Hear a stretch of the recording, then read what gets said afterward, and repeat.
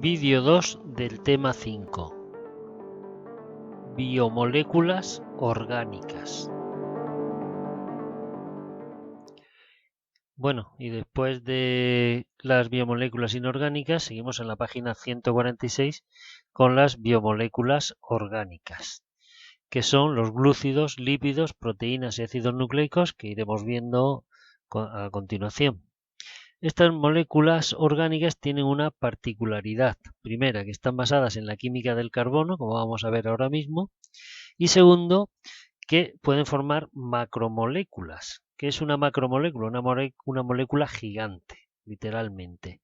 Pero para formar moléculas gigantes se basan en una cosa, en formar primero monómeros, que son moléculas más pequeñitas, que son como ladrillos, y estos ladrillos juntos se van juntando formando una macromolécula.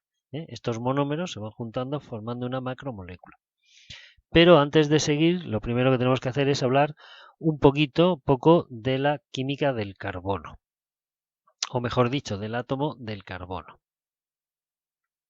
Vamos a ver el átomo del carbono, cómo es y qué es lo que puede hacer y un poco cómo lo representamos nosotros para entendernos. El átomo de carbono lo representamos por una C, como ya sabéis, y puede formar cuatro enlaces que se disponen en el espacio hacia los vértices de un tetraedro, que es una figura que tiene cuatro lados, que son triángulos equiláteros. Entonces este enlace saldría de la pantalla hacia arriba y hacia afuera, este hacia abajo y hacia afuera, y estos dos de atrás saldrían hacia atrás y hacia los lados. Como vemos en esta figura de aquí, donde tenemos el átomo de carbono enlazados en esta representación a cuatro átomos de hidrógenos. Como esto es muy complicado de representar, nosotros para escribirlo pues lo hacemos así, simplemente con una C y cuatro palitos, que son los cuatro enlaces que se pueden unir, como en este caso, a un hidrógeno, o se pueden unir a otras cosas. Esto es muy importante, esto se le llama tetravalencia del carbono. Y la vida debe su existencia a esta tetravalencia, a su capacidad de poder enlazarse con muchas cosas. Vamos a ver algunos ejemplos. Bien, por ejemplo, pues tenemos este compuesto formado por una fila de carbonos que tienen en los enlaces, en este caso ocupados por hidrógenos, salvo estos dos de aquí del medio, que tienen lo que se llama un doble enlace. Este carbono se enlaza con dos enlaces suyos a este otro carbono. Bien, ¿esto cómo lo podemos representar? Pues lo podemos representar de una forma mucho más sencilla, así. CH3, CH2, CH2, CH2, doble enlace, CH, perdón, aquí CH, doble enlace, CH, CH2, CH2, CH3. O, por ejemplo, esta molécula que es un aminoácido, que ahora veremos los aminoácidos luego, donde tiene un carbono unido a otro carbono que se une con doble enlace a un oxígeno, con un enlace a un grupo OH, con otro enlace a otro carbono que se une a su vez con tres hidrógenos, con otro enlace a un nitrógeno que se une a su vez a dos hidrógenos y con otro enlace a un hidrógeno. Como veis, el carbono se puede unir a muchas cosas y formar estructuras muy complejas y muy diferentes. Más ejemplos, por ejemplo, la molécula de glucosa. La molécula de glucosa pues tendría aproximadamente esta forma. Digo aproximadamente porque estos son representaciones, no es real. Tiene 1, 2, 3, 4, 5 y 6 carbonos, tiene oxígenos, tiene OH. Bien, vosotros imaginad que cada vez que decimos, bueno, dibujar una glucosa, tuvierais que dibujar esto, nos volveríamos un poco tarumbas. Entonces, podemos simplificar representando esa estructura con un hexágono. Y en cada vértice, pues lo que lleva los carbonos, veis los 6 carbonos, el oxígeno, el OH, etcétera. Pero podemos simplificar todavía más, sí. Por ejemplo, no poniendo los carbonos en los vértices del hexágono. Solamente en el vértice donde no hay carbono se pone el oxígeno. Y tampoco ponemos los hidrógenos. Sabemos que aquí hay un carbono con sus hidrógenos más un OH. Un carbono con su hidrógeno más otro OH. Como cada carbono siempre tiene cuatro enlaces, un enlace, dos enlaces, 3 enlaces, le faltaría uno para el hidrógeno. Y así podemos representar de una forma simple estas figuras. Más ejemplos. Pues aquí tenemos al llamado ácido palmítico, como veis tiene un carbono, otro, y al final tiene un carbono que tiene un doble enlace con un oxígeno y un enlace con un grupo H. Esto se llama un grupo ácido y forma lo que se llama un ácido graso. ¿Lo podemos representar más simple? Sí. Podemos poner CH3, CH2, CH2, todos. Pero también podemos, recordando que los enlaces del carbono no son lineales, como veíamos en la primera diapositiva, pues podemos ponerlo así como una montañita que simplificadamente nos quedaría así. Si nosotros vemos una línea quebrada y al final pone un COH, pues esto significa que es un ácido graso o en general una cadena con carbonos y sus correspondientes hidrógenos, sabiendo que empieza con CH3, CH2, CH2, CH2, etcétera, etcétera. Y ya para terminar, si nos dicen que la molécula del colesterol tiene esta pinta, por ejemplo, pues nosotros ¿qué diríamos? Madre mía, ¿esto qué es? ¿Un hexágono, un hexágono, un hexágono, un pentágono, una montañita rusa? No, ya sabemos que en cada vértice hay un carbono con sus correspondientes oxígenos, perdón, con sus correspondientes hidrógenos. Aquí habría un carbono que tiene un enlace ocupado por otro carbono, un enlace ocupado por otro carbono, por lo tanto le faltarían dos enlaces ocupados por el hidrógeno. Este de aquí, por ejemplo, tendría un enlace ocupado por un carbono, otro enlace ocupado por otro carbono y dos enlaces con el carbono siguiente. Por lo tanto, este carbono de aquí no tendría ningún hidrógeno, sería una C sola. Los de las puntitas, aquí y aquí y aquí y aquí, pues sería un carbono con 3 hidrógenos, porque solamente tiene ocupado un enlace para unirse a otros carbonos. ¿De acuerdo? Bueno, pues así representamos las moléculas orgánicas. Y vamos a ir viendo glúcidos, lípidos, proteínas y ácidos nucleicos. Los glúcidos. Y una vez vista esta pequeña introducción al átomo de carbono y cómo lo representamos, empezamos con los glúcidos en la página 148 de vuestro libro. Bien, ¿qué nos dice el libro que son los glúcidos? Los glúcidos se nos dice que son conocidos también como hidratos de carbono, aunque este nombre se usa poco, y son biomoléculas constituidas por carbonos, oxígenos e hidrógenos, en una proporción 1:2:1, etc. Bueno, los glúcidos, ¿cómo podemos saber qué son los glúcidos? Por ejemplo, el azúcar de casa es un glúcido, la harina es un glúcido, el pan está formado por glúcidos, etcétera, etcétera. O sea, los glúcidos los tenemos en casa en muchos sitios. Sus monómeros se llaman monosacáridos, es decir, las unidades básicas son monosacáridos. Aquí tenemos la representación de un monosacárido, que es la glucosa, que cuando está cristalizado, es decir, cuando está sólido, la molécula tiene forma lineal, pero cuando está en disolución adquiere una forma circular, cíclica, que se llama. Los monosacáridos pueden tener 3 carbonos, 4 carbonos, 5 carbonos, entonces se llamarán triosas, tetrosas, pentosas, hexosas, etcétera. Vamos a ver algunos ejemplos. Por ejemplo, aquí tenemos 4 monosacáridos que nos van a salir mucho. Por ejemplo, la glucosa, que ya hemos dicho que tiene 6 átomos de carbono. La fructosa, que también tiene 6 átomos de carbono. Tiene aquí 1, 2, 3, 4, 5 y 6. Y luego 2 que nos van a salir en los ácidos nucleicos, la ribosa y la desoxirribosa, que tienen 5 átomos de carbono. Estos serían hexosas y estos de aquí serían pentosas, ¿de acuerdo? Según los átomos de carbono. Los monosacáridos se pueden unir formando disacáridos, como tenéis aquí en este esquema. Si un monosacárido que se llama galactosa y la glucosa se unen, forman un disacárido que se llama lactosa. Estos son los disacáridos.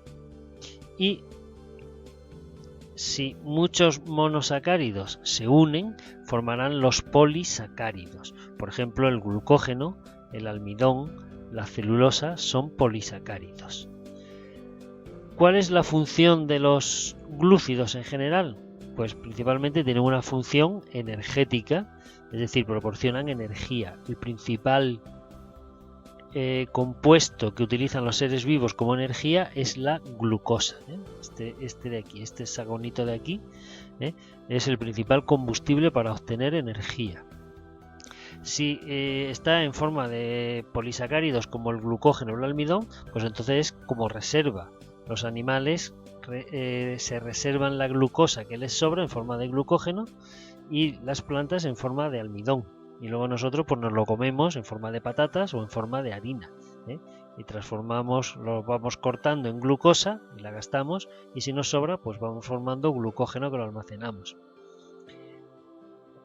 También puede formar estructuras, sobre todo la celulosa, que forma láminas. Esto, como veis, forma cadenas.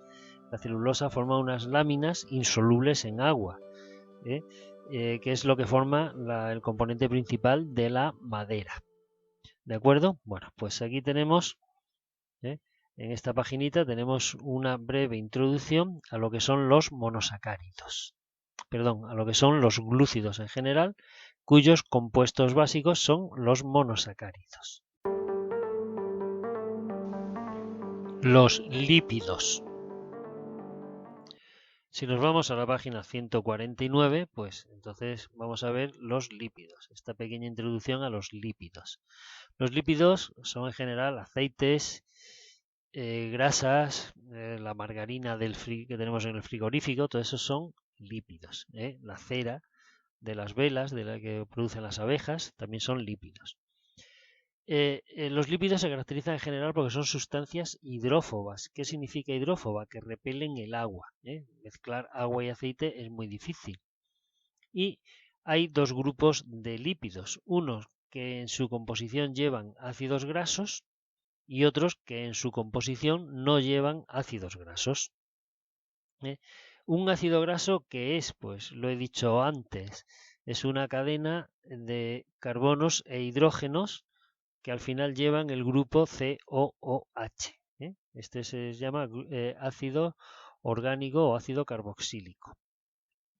Si no lleva doble enlace, se dice que el ácido graso es saturado. Si lleva doble enlace, se dice que el ácido graso es insaturado. Esto en dietética se usa mucho. Los ácidos grasos saturados se dice que son más buenos y los ácidos grasos insaturados se dice que son más malos para la salud del organismo.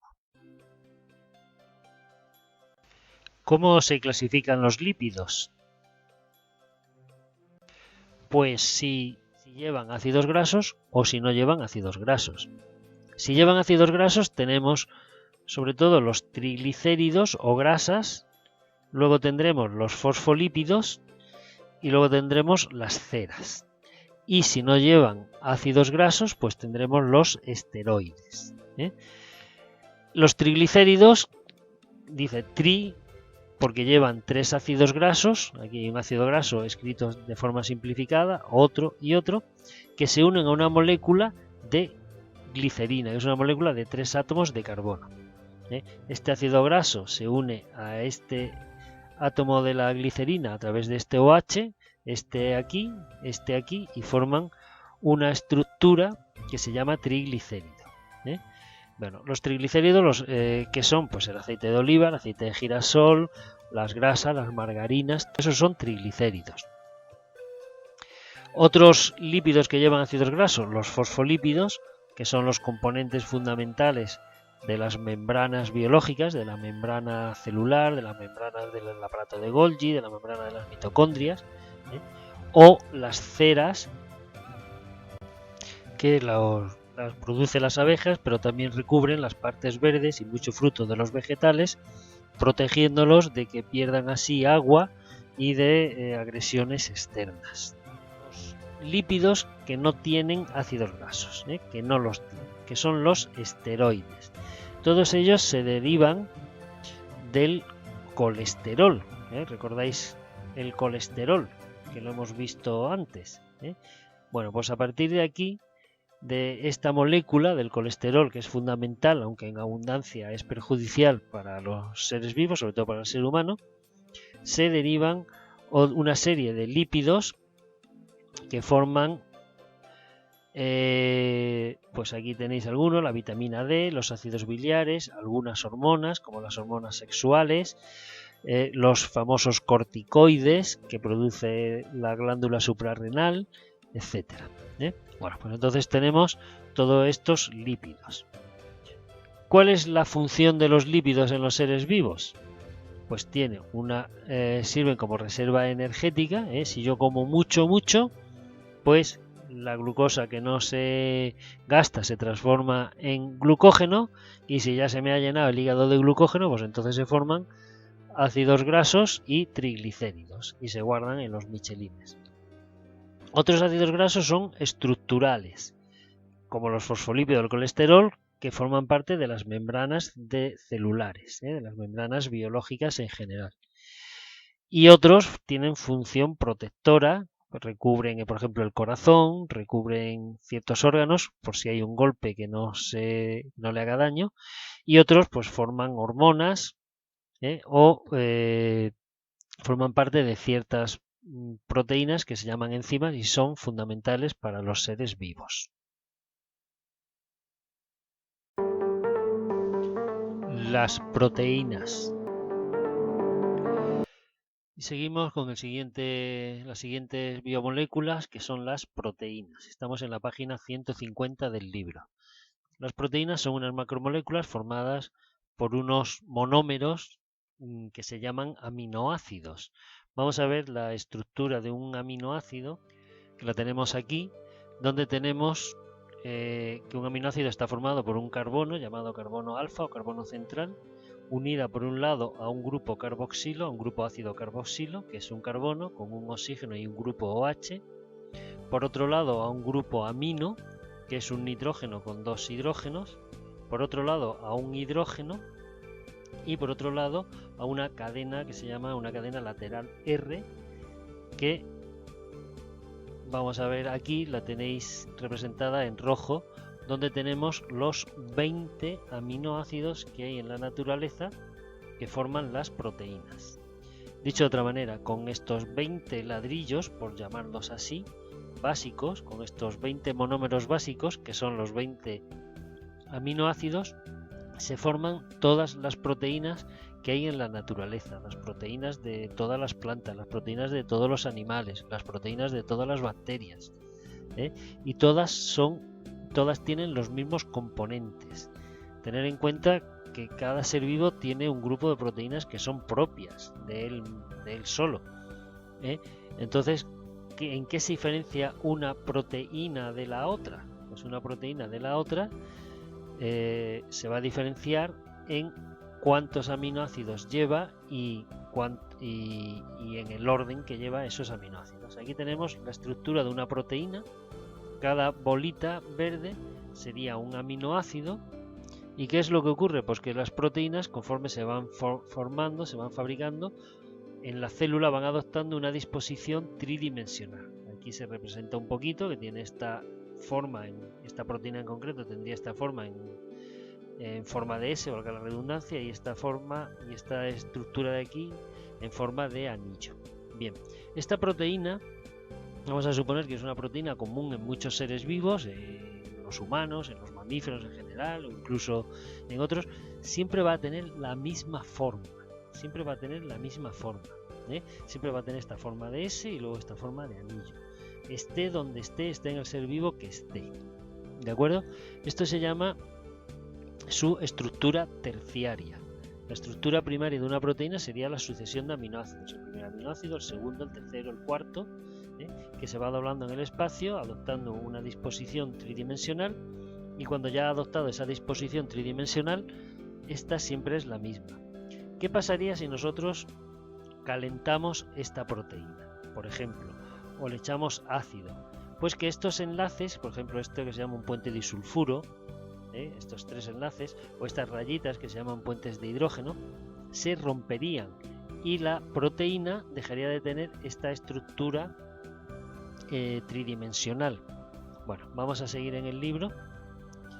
Bueno, eso es lo que se llama, lo tenéis aquí en el punto 6.1, desnaturalización de una proteína.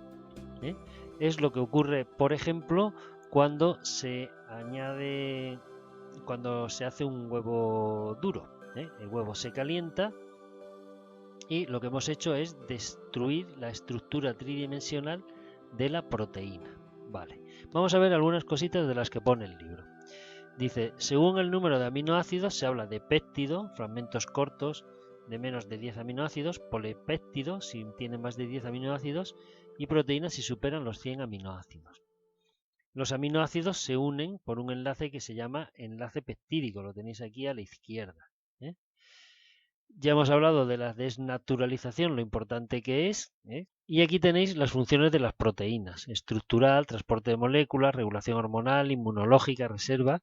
Se puede decir que las proteínas son la base de los seres vivos, es lo que constituye la mayor parte de los seres vivos, aparte del agua, y son las herramientas que utilizan los seres vivos para hacer sus funciones, para hacer sus trabajos, para que la célula pueda vivir. ¿De acuerdo? Bueno, pues esto lo repasáis y vamos a pasar a la siguiente biomolécula. Los ácidos nucleicos. Y ya estamos en la página 151 con los ácidos nucleicos, el último tipo de biomoléculas. Los ácidos nucleicos son biomoléculas formadas por nucleótidos. Vamos a ver qué es un nucleótido. Lo tenemos aquí en esta diapositiva. Un nucleótido está formado por un azúcar que puede ser de dos tipos, ribosa o desoxirribosa. Ahora lo veremos, es un azúcar de 1, 2, 3, 4 y 5 átomos de carbono.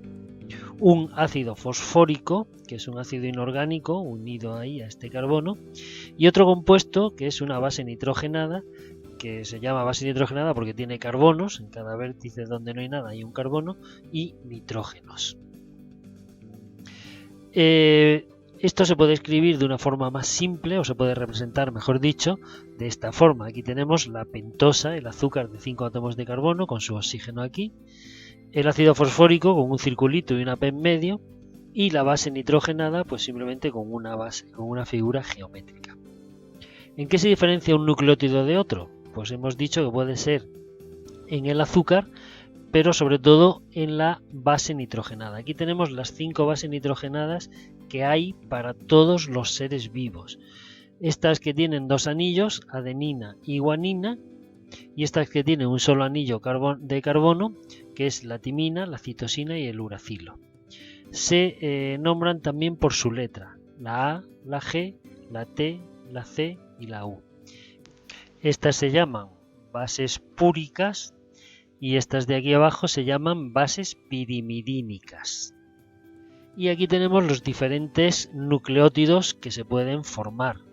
Los ribonucleótidos, si el azúcar es ribosa, lo tenemos aquí, y desoxirribonucleótidos, si el azúcar, la pentosa, es la desoxirribosa. ¿En qué se diferencia la desoxirribosa de la ribosa? Como veis, en este OH nada más. Aquí hay un OH y aquí en el mismo lugar hay un H. Entonces tenemos los nucleótidos formados por adenina, no nos importa ahora el nombre, ya lo veréis el año que viene. Los nucleótidos formados por guanina, el nucleótido formado por timina y por uracilo, y los nucleótidos formados por citosina. También cada nucleótido se puede llamar por su letra: el nucleótido A, el nucleótido G, el nucleótido U, el nucleótido C.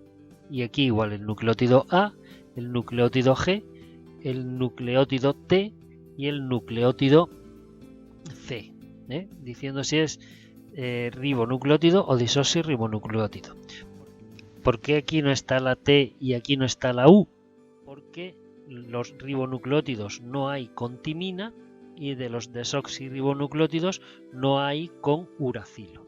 ¿De acuerdo? Entonces, estos 4 nucleótidos por un lado y estos 4 nucleótidos por otro. Si volvemos al libro, pues nos dice, aquí tenéis un esquemita mucho más simple que ese, y aquí nos dice que los nucleótidos se van uniendo unos con otros. Como veis aquí hay un nucleótido, aquí hay otro nucleótido y se unen unos con otros mediante el ácido fosfórico, formando lo que se llama un enlace diéster o fosfodiéster. Entonces así van formando largas cadenas de nucleótidos formando los ácidos nucleicos. Los ácidos nucleicos pueden ser de dos tipos, el ácido desoxirribonucleico y el ácido ribonucleico.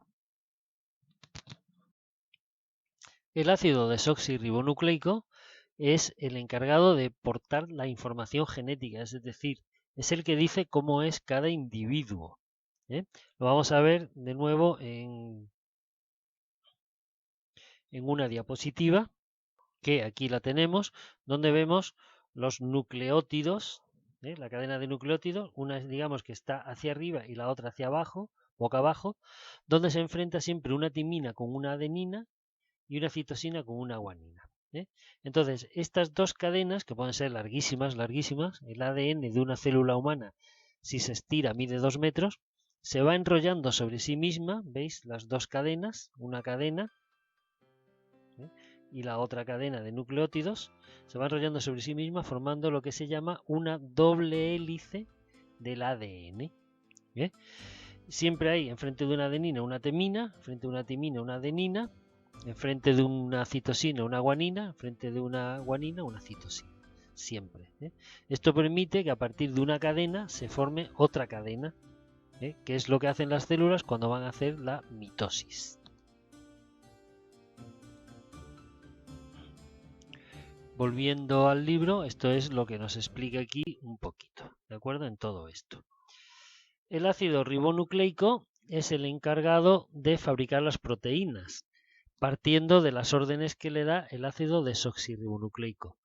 Hay 3 tipos principales de ácidos ribonucleicos: el ARN, el ácido ribonucleico mensajero, el ARN ribosómico y el ARN transferente.